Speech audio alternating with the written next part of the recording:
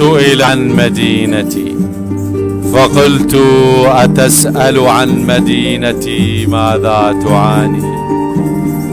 قد تعب ثوب الحزن بارتداء الحزن، تغدو يوما وتصبح على ابن متضرع بدمي، أمهات ثكالى وأبا يجر بأذياله كسير الظهر متكئ، وتلك حرة أصبحت بلا مأوى وخليل ومنزل، وذاك صبيا ترى البؤس على وجهه قد رسمي.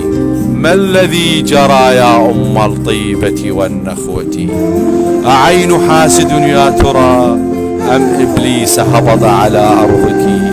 أف على زمان تجد الحق فيه، وحيدا منفردي كتبت والصوت شجي، والدمع على وجنتي منهمري.